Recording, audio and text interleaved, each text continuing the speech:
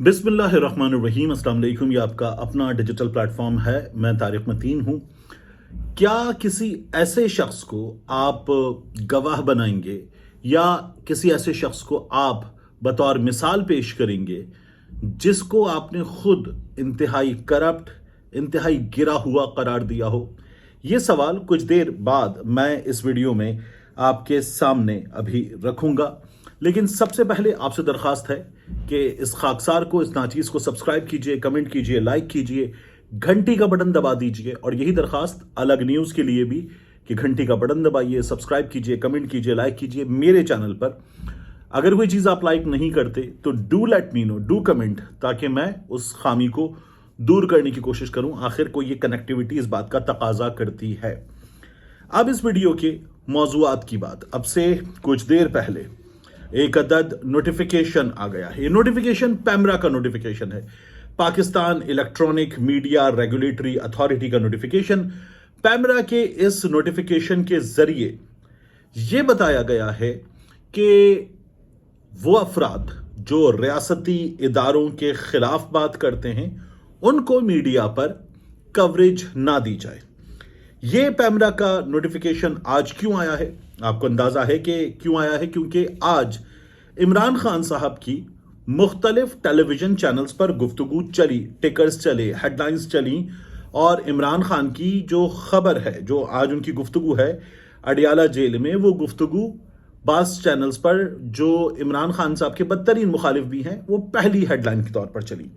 जब ये हुआ तो कुछ परेशानी हुई, कुछ खलबली हुई कि ये क्या माजरा है, क्योंकि इमरान खान साहब जो हैं उनको तो मीडिया कवरेज नहीं दे रहा। अब तो इमरान खान साहब जेल में हैं। जब इमरान खान साहब जमान पार्क में थे, तकरीर करते थे, रोज खिताब होता था, तब भी इमरान खान साहब की कवरेज नहीं हो रही थी। पाकिस्तान तहरीक इंसाफ वाले जाते थे अदालत, अदालत जाके कहते थे कि पैमरा को पाबंद किया जाए, हमें कवरेज दी जाए, हमारा हक है कि हम बोलें, हमारी बात सुनी जाए। इजहार राय की आज़ादी का रोना पाकिस्तान तहरीक इंसाफ वाले जाकर रोते थे। लेकिन अदालत के अहकामात के बावजूद पैमरा की सख्ती थी, पैमरा का डंडा था। चैनल्स जो है वो उस डंडे के खौफ से इमरान खान साहब की बात नहीं चलाते थे। फिर हुआ ये कि इमरान खान साहब जेल पहुंच गए। और अब जब इमरान खान साहब का पहला इंटरेक्शन हुआ 5 अगस्त के बाद 4 दिसंबर, ये पहला इंटरेक्शन था इमरान खान साहब का मीडिया के नुमाइंदों से 4 महीने बाद। तो इस इंटरेक्शन में इमरान खान साहब ने जो बातें की, वो बातें लाल पट्टियों पर, टिकर्स, सुर्ख टिकर्स पर चली, ब्रेकिंग चली और उन पर कवरेज भी हुई, बीपर्स भी हुए, हेडलाइंस भी चली। सोशल मीडिया पर तो कवरेज होती ही है, क्योंकि इमरान खान साहब के वकला बाहर आकर बताते हैं। मैंने आपसे पहले भी कहा था, इमरान खान साहब के वकला बाहर आए तो ज्यादा बड़ी खबर इसलिए नहीं बनेगी कि इमरान खान साहब के ही वकला हैं वो, लेकिन जब कोई सहाफी बताएगा कि क्या हो रहा है तो फिर खबर बनेगी। और वही हुआ कि जब आज सहाफियों का इंटरेक्शन हुआ, इमरान खान साहब ने अपना माफियूज ज़मीर बयान किया, तो फिर खबर बनी, चैनल्स पे चली।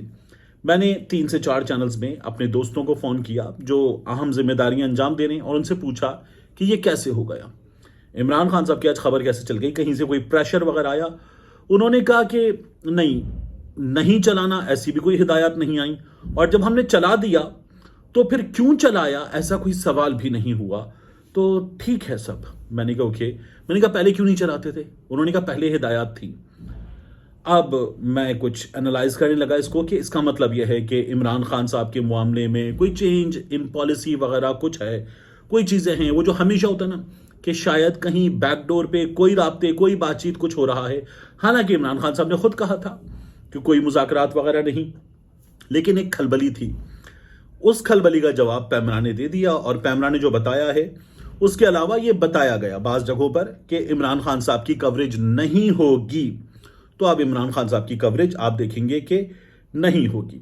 मैंने सुबह आपको खबर दी थी हामिद मीर साहब के हवाले से। मोहम्मद जुनेद आज हामिद मीर साहब की जगह उनका प्रोग्राम कर रहे थे, और उन्होंने बताया ये कि मीर साहब छुट्टियों पर हैं। 18 तारीख से मीर साहब वापस अपना शो ज्वाइन कर लेंगे। मेरी मालूमात ये हैं कि बाज़ हवालों से बाज़ चीज़ों का प्रेशर भी था, और अगर वो चीज़ें जियो की स्क्रीन पर कैपिटल टॉक के जरिए की जानी थी तो इस दौरान मुमकिन तौर पर वो चीज़ें हो जाएंगी। ये मैं आपको अपना अंदाज़ा बता रहा हूँ। तो इमरान खान साहब की आज की कवरेज ने ऐसी खलबली ज़रूर मचाई कि उसके बाद अब पैमरा को एक नोटिफिकेशन के साथ सामने आना पड़ा और पैमरा ने किया ये कि इमरान खान साहब की कवरेज पर पाबंदी लगा दी है। अब शहबाज गिल साहब की बात। शहबाज गिल साहब जो हैं वो ट्विटर पे बोलते हैं, यूट्यूब पर बोलते हैं, और जब ट्विटर पे खास तौर पर बोलते हैं, लिखते हैं, टाइप करते हैं, तो फिर शहबाज गिल साहब जो हैं उनकी उंगलियों से बाकायदा आग की लपटें निकलती हैं और ऐसा लगता है कि वो शोले लिख रहे हैं। तो शहबाज गिल साहब कुछ ऐसी गुफ्तगू करते हैं। कुछ दिन पहले एहसन इकबाल साहब ने कुछ बात की थी और उन्होंने एक तस्वीर लगाई थी मियां नवाज शरीफ साहब की और इमरान खान साहब की, और उसके बाद जो है ना उन्होंने मियां नवाज शरीफ की खासतौर पर जो पेशी वाली तस्वीर थी, अभी जो आए थे मियां साहब, कहा कि अल्लामा इकबाल का शेर कुछ तहरीर के साथ एहसन इकबाल साहब ने लिखा, पेशी है दोनों की उसी एक अदालत में, लीडर का जहां और गीदड़ का जहां और। वो जो शेर है कि परवाज है दोनों की उसी एक फिजा में, करगस का जहां और शाहीन का जहां और। तो एहसन इकबाल साहब ने ये किया। तो उसके बाद जो है वो शहबाज गिल साहब आए, उन्होंने पहले तो लख दिलाना टाइप की कोई चीज़ लिखी और फिर कहा कि अगर जो इमरान खान के साथ हुई उसका रत्ती बराबर भी आपके लीडर के साथ होता तो उसकी शलवार में फिर वो खता हो जाता और गीली और पीली हो जाती। ये चीज़ शहबाज गिल ने बाल्फाज दीगर लिख दी और उन्होंने बता दिया कि मियाँ साहब जो है वो कंट्रोल खो बैठते अगर उनके साथ ये सब कुछ हुआ होता। तो तब भी हमने सवाल किया कि शहबाज गिल साहब जो है वो ठीक है, तनकीद का जवाब दें, सामने से कोई चीज़ की गई है उसका जवाब दें, लेकिन इस तरह से हत्थे से उखड़ कर जवाब देंगे तो आप खुद निशाना बनेंगे, आपकी बात का वजन कम हो जाएगा। और एक बार फिर शहबाज गिल साहब ने आज ट्वीट किया है और ट्वीट करके शहबाज गिल साहब ने जो बात की है उस बात में अब वो किस सहाफ़ी की बात कर रहे हैं मैं फाइंड आउट करने की कोशिश कर रहा हूँ। उनकी दीगर चीज़ों पर ट्विटर पे जो बातचीत हुई उसमें वो उमर चीमा साहब से कुछ चीज़ों पर उलझे, लेकिन बहरहाल शहबाज गिल साहब ने एक ट्वीट किया और ट्वीट करके कहा, पता चला है कि एक शिकारी कुत्ती नुमा सहाफ़ी मुरादानी, और फिर उसके बाद उन्होंने लफ्ज़ लिखा तवाइफ, ने आज फिर मुझे कहा कि मैं डील करके बाहर आया। यानी शहबाज गिल साहब के बारे में कहा गया कि वो डील करके बाहर गए हैं। फिर वो कहते हैं जिनके दरवाजे पे ये शिकारी कब्र का बिच्छू सहकता रहता था उन्होंने डीलें करके प्रेस कॉन्फ्रेंस की, यानी पाकिस्तान तहरीक इंसाफ छोड़ने वालों की बात हो रही है, और फंस गए। अब ऐसे लोग जिन्होंने डिमांड मंजूर की और प्रेस कॉन्फ्रेंस की और प्रेस कॉन्फ्रेंस करके वो पाकिस्तान तहरीक इंसाफ या सियासत छोड़ बैठे तो वो पाकिस्तान में हैं और पाकिस्तान से नहीं जा पा रहे और उन्हें छोटे मोटे मुकदमात, बड़े बड़े मुकदमात ये सब सहना पड़ रहा है। और उनके बारे में खुद इस्तेहकाम पाकिस्तान पार्टी वाले कह रहे हैं, बाकायदा गिद्ध वाला रवैया है, क्या पता नहीं क्यों क्लियर नहीं है, हमें ज्वाइन कर लेंगे तो ठीक हो जाए। खासतौर पे फवाद चौधरी के बारे में ये बात की गई थी, तो वो कहते हैं कि फंस गए और अभी तक पाकिस्तान में फंसे बैठे हैं। अल्लाह के करम, अवाम की दुआओं और अवाम और इमरान खान की दुआओं और ताउन से बाहर आया हूँ। और फिर उसके बाद उन्होंने उस सहाफ़ी को, जिसके बारे में उन्होंने अभी तक जो चीज़ें कही थी वो इतनी सख्त होने के बावजूद भी कहने के काबिल थी, लेकिन फिर शहबाज गिल साहब ने जो बात की वो मैं बता भी नहीं सकता। और फिर उन्होंने उस सहाफ़ी के बारे में, जिसका नाम नहीं लिखा, उन्होंने कहा और तेरी तरह के सस्ते, फिर एक गाली लिखी, जो डीलें करके अपनी सहाफ़त बेचते हैं वो तो मर्जी से एक लफ्ज़ नहीं लिख सकते। वैसे मर्जी से अक्सर सहाफ़ी, गिल साहब आजकल अक्सर सहाफ़ी मर्जी से एक लफ्ज़ नहीं लिख सकते। फिर वो कहते हैं मैं तो रोज़ खान के हक़ में दिन रात बोल रहा हूँ। आप बोल सकते हैं हुजूर, क्योंकि आप मुल्क से बाहर हैं। जो मुल्क के अंदर बैठे हुए हैं वो इस वक्त किस तरह से, किन हालात में क्या बात कर रहे हैं वो आपके सामने है। मुश्किल है और लोग फिर भी अपना काम कर रहे हैं। लेकिन गिल साहब फिर दोबारा दरख्वास्त है आपसे, आप किसी की तनकीद का जवाब सख्त तरीन अंदाज में भी दीजिए, लेकिन ये जो इसमें 3 अदद अल्फाज हैं, एक अदद जानवर का नाम, फिर एक अदद पेशावर का नाम और उसके बाद एक अदद गाली, ये अगर आप, वैसे ही वो जो दोनों पेशावर का नाम और गाली है वो दोनों एक ही उसमें जाती हैं, उनका इंटरकनेक्टेड चीज़ें हैं, तो ये शहबाज गिल साहब अवॉइड कीजिए। इसको अवॉइड करेंगे तो आपकी बात में वजन पैदा हो जाएगा, इसको अवॉइड करेंगे तो आपकी बात की रीच बढ़ जाएगी। कई दफ़ा बाज़ लोग सोचते हैं कि इसको रीट्वीट करें, इसको रीपोस्ट करें, आगे बढ़ाएं, लेकिन फिर उसमें जो अल्फाज होते हैं ना, वो अल्फाज लोग आगे बढ़ाने से कई दफ़ा रुक जाते हैं, क्योंकि उनको ये पता होता है कि हमारी फैमिली के बाज़ लोग भी सोशल मीडिया पर ये चीज़ देख रहे हैं। तो आप चूंकि शोबा इल्म से वाबस्ता हैं तो आपको कम से कम ये अल्फाज अवॉइड करने चाहिए, नहीं करना चाहिए इस तरह के लफ्ज़ों का इस्तेमाल। آپ کے اپنے لیے بھی مناسب ہے کہ آپ نہ کریں. اور آخر میں ندیم ملک صاحب نے ایک خبر دی ہے. ندیم ملک صاحب نے آج اپنے پروگرام میں خبر دی ہے. وہ یہ کہتے ہیں کہ عمران خان صاحب نے آج جو گفتگو کی ہے، میں نے آپ کو بتایا نا، آج کی گفتگو نے باقاعدہ کھلبلی مچائی ہے، آگ لگائی ہے. تو ندیم ملک صاحب جو ہیں، اور ان کے پاس ظاہر ہے کہ خبر ہوتی ہے اور ان کے پاس خبر ہوتی ہے، تو ندیم ملک صاحب یہ کہتے ہیں کہ اب پاکستان تحریک انصاف پہ سختیاں 10 گنا اور بڑھیں گی، اور پاکستان تحریک انصاف کو انتخابات میں فری ہینڈ بالکل بھی نہیں ملے گا. اور وہ یہ کہتے ہیں کہ جو عمران خان صاحب نے جنرل ریٹائرڈ قمر جاوید باجوہ کے حوالے سے گفتگو کی ہے، یہ اس کا نتیجہ ہے، ندیم ملک صاحب کی گفتگو کا لب لباب ہے. تو عمران خان صاحب کو یہ بھگتنا پڑے گا، ان کی جماعت کو یہ بھگتنا پڑے گا. ندیم ملک صاحب یہ خبر دے رہے ہیں. اب اس میں ایک پرابلم ہے کہ آپ یہ کہہ رہے ہیں کہ سختیاں بڑھیں گی. جو سختیاں ہیں وہ ٹھیک ٹھاک ہیں حضور. یعنی ہمارے ہاں باقاعدہ طور پر کسی شخص پر جتنے مقدمات ہوں وہ سب نمٹ جائیں، ضمانتیں ہو جائیں، تو پھر اس کے بعد اس کو اس وقت MPO کے تحت مینٹیننس آف پبلک آرڈر، اس کے تحت نظر بند کیا جا رہا ہے، رکھا جا رہا ہے، چھوڑا ہی نہیں جا رہا. کوئی اپنی درخواست لے کر آ جائے عدالت میں کہ یہ پولیس والے، ان کے خلاف توہین عدالت کی میری درخواست، تو وہ بھی نہیں سنی جا رہی. اور باقاعدہ طور پر عدالتیں یہ کہہ رہی ہیں کہ اگر آپ یہ کر دیں تو یہ ٹھیک ہو جائے گا.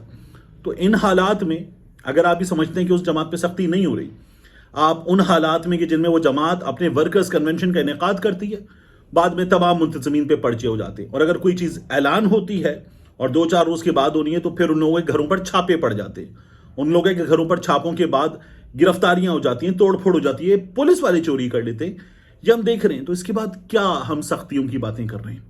مسلم لیگ نون نے party election, intra party election جس طرح سے پاکستان تحریک انصاف نے اب کروایا ہے، انہوں نے باقاعدہ 1.5 سال ٹال مٹول کے بعد انٹرا پارٹی الیکشن ایسے کہنا ہاں یہ ہو گیا انٹرا پارٹی الیکشن، یہ لو تمہارے منہ پہ مارا، الیکشن کمیشن کو دے دیا کہ شہباز شریف اناپوزڈ، مریم نواز اناپوزڈ، حمزہ اناپوزڈ، اسحاق ڈار اناپوزڈ، احسان اقبال اناپوزڈ، عطا تارڑ اناپوزڈ، مریم اورنگزیب اناپوزڈ.